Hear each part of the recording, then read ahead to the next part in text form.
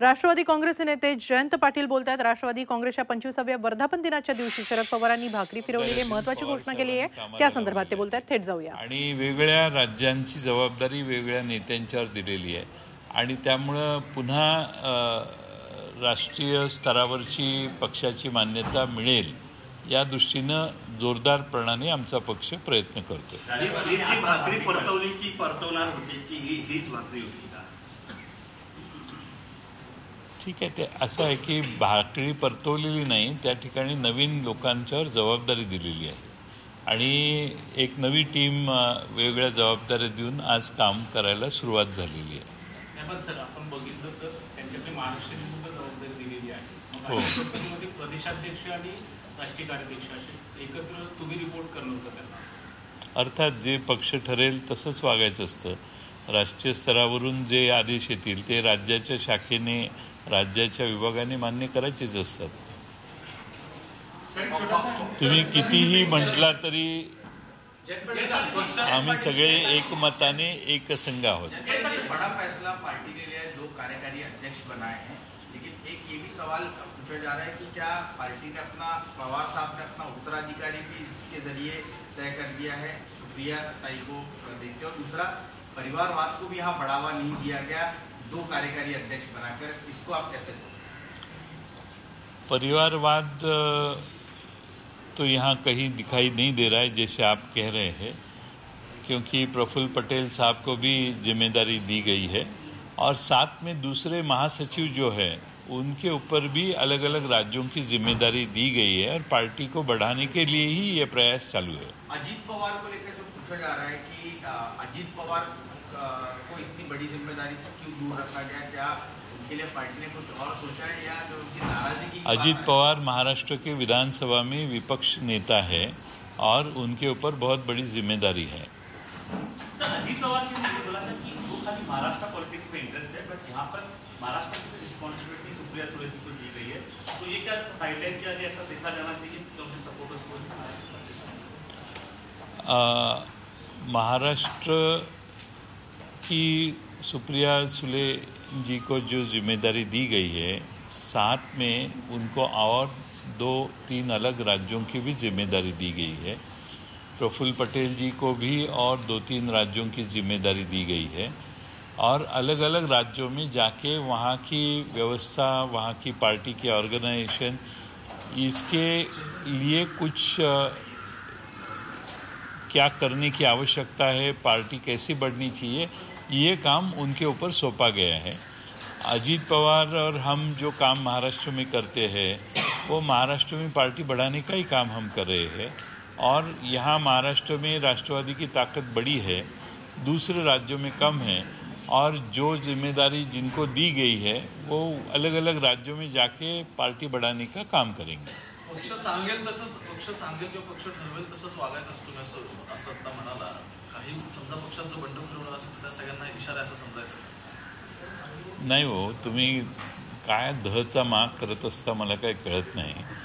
असं आहे की त्या राष्ट्रीय स्तरावर कार्यकारी अध्यक्ष झाल्या म्हणजे त्या राष्ट्रीय स्तरावर आता काम करतायत, त्यामध्ये त्यांना दिलेल्या जबाबदारीत महाराष्ट्र आहे, त्यामुळं या महाराष्ट्राची जबाबदारी त्यांच्याकडे आहे। महाराष्ट्रात काही विशेष गोष्टी करायच्या असतील त्यावेळी त्यांना सुचवणं हे आता माझं कर्तव्य आहे आणि त्याप्रमाणे शेवटी ऑर्गेनाइजेशनची हायरार्की असते ती पाळायची असते। सर, सवाल ये है कि हम देखते हैं जब इस्तीफा शरद पवार वापस ले रहे होते हैं उस पंक्ति में भी अजीत दादा दिखाई नहीं देते। अभी भी जब मीटिंग हुई थी वहाँ से चले जाते हैं, वहाँ बैठे थे ना वो। नहीं, बाद में फिर एक मीटिंग, अब मीटिंग खत्म हो गई, सब उठ के चले जाए तो उठना ही चाहिए ना उधर। इसमें है अजीत दादा आप ये अपेक्षा करते कि सारे उठ गए और अजीत दादा उधर बैठे? कमाल करते हैं आप। अजीत दादा का क्या नाराजगी का सुर नजर आता है क्या, क्योंकि लगातार उनको जो पार्टी के संगठन में भी जिम्मेदारी देने की आवश्यकता है अगर आने वाले 2024 के चुनाव? अरे वो महाराष्ट्र के विधानसभा में विपक्ष की जिम्मेदारी निभा रहे हैं, अच्छी तरह से निभा रहे हैं। कहीं भी अन्याय नहीं है उसके ऊपर पार्टी संगठन?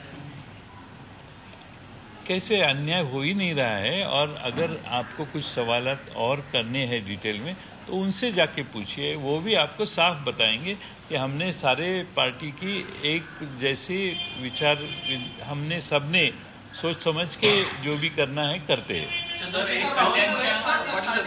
बावनकुळे यांना असं म्हटलेलं आहे की सौरभ पिंपळकर हा भाजपचाच कार्यकर्ता आहे, अमरावतीचा कार्यकर्ता आहे, काही त्यानं शरद पवारांना धमकी दिलेली नाही. तर समर्थन करताना ते बावनकुळे पाहायला मिळतात. काल पोलिसांच्या तक्रार दाखल केलेली आहे. पोलिसांनी आत्तापर्यंत त्याला हुडकला पाहिजे.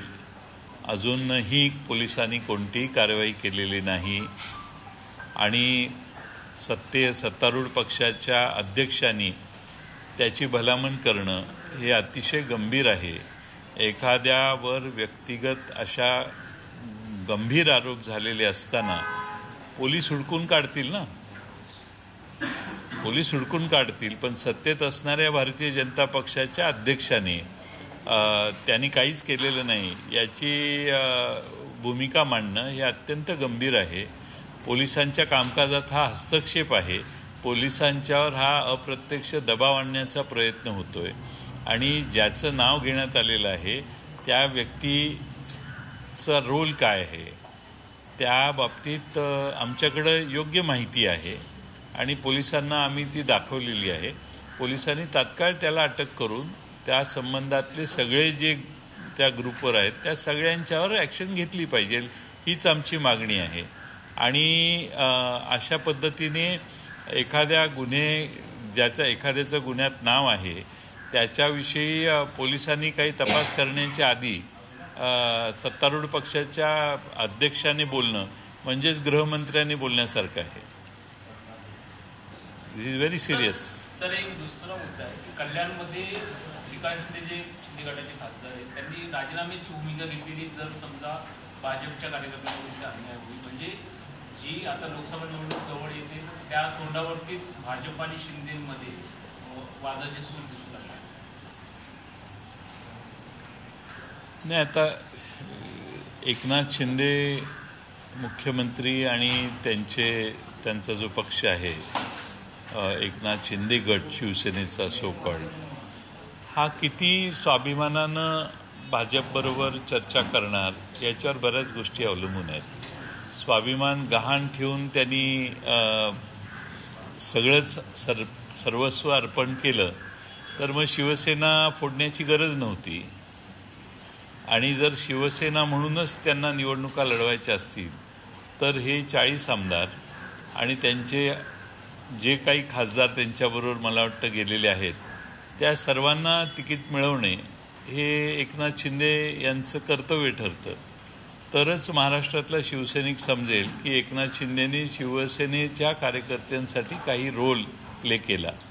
जर सगळीच लोक भाजपच्या चिन्हावर उभी राहिली तर मात्र महाराष्ट्रात बाळासाहेब ठाकरेंनी निर्माण केलेला पक्ष धुळीला मिळवण्याचं पाप एकनाथ शिंदेंच्यावर येऊ शकतं. बघू आता काय होतंय. अमित शहा आता नांदेडला आहेत, त्यानंतर राष्ट्रीय अध्यक्ष भाजप JP नड्डा सुद्धा दौरा करणार आहेत. कुठेतरी वाटतं आव्हान देत आहेत कारण गेल्या काही दिवसापासून अमित शहा आणि JP नड्डा यांची दौरे वाढली.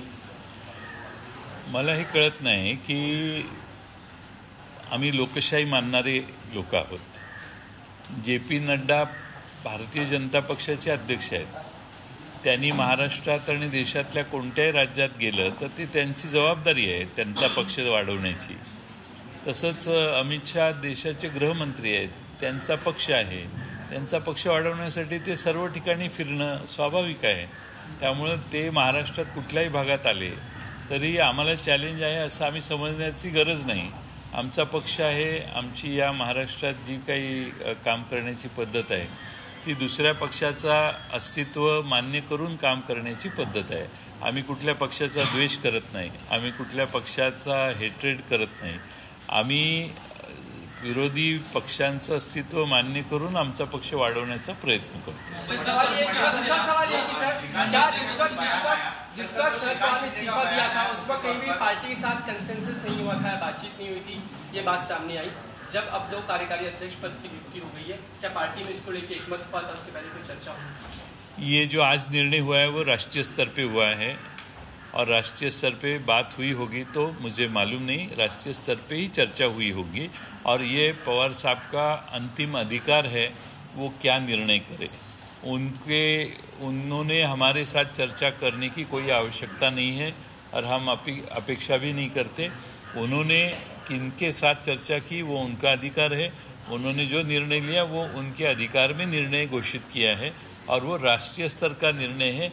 हमारे से उसका कोई कंसेंसस लेने की आवश्यकता हमें महसूस नहीं होती। तो पार्टी का प्रोटोकॉल कामकाज का बदल जाएगा क्योंकि 2 कार्यकारी अध्यक्ष पद जब है तो प्रोटोकॉल बदल सकते हैं इससे पार्टी का प्रोटोकॉल जरूर बदलेगा। उनके ऊपर जो जिम्मेदारी है, देखो पवार साहब अकेले पूरे भारत वर्ष में, भारत देश में सब जगह एक नेता घूम नहीं सकते। आज अलग अलग लोगों को जिम्मेदारी देने के कारण हमारी पार्टी बढ़ने का एक बहुत अच्छा मौका हमें प्राप्त हुआ है।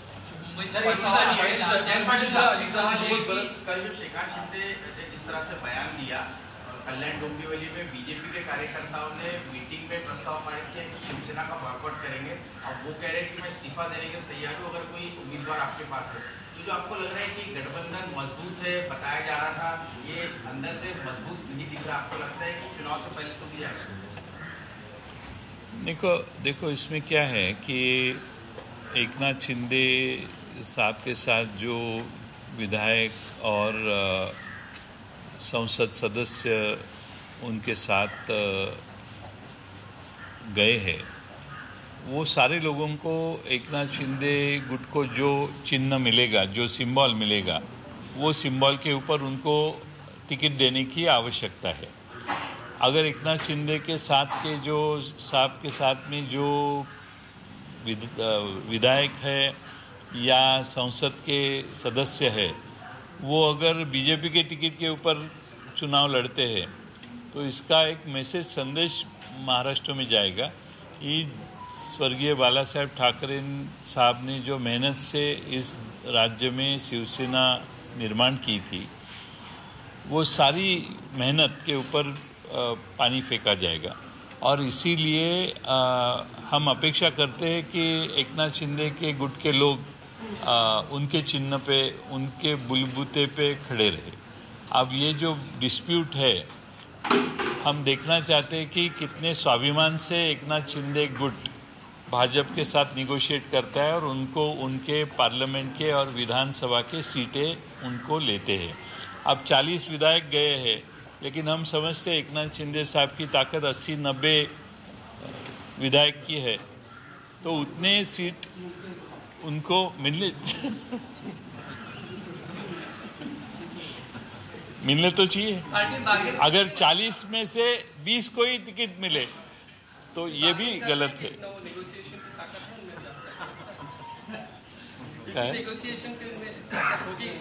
होगी। भारतीय जनता पक्ष में कल भी एक जगह कह चुका हूँ कि भारतीय जनता पार्टी की महाराष्ट्र में ताकत मर्यादित है। एकनाथ शिंदे गुट अगर बाजू में रखे और सिर्फ भारतीय यानंतर पुढची महत्वाची बातमी पाहतो आहोत। पवार एकटे देशभरात फिरू शकत नाहीत असं पाटील म्हणालेत। नव्या लोकांना संधी दिल्यावर पक्ष बळकट होईल असं जयंत पाटील यांनी म्हटलंय। आम्ही इतर पक्षांचं अस्तित्व मानतो असंही जयंत पाटील यांनी म्हटलेलं आहे।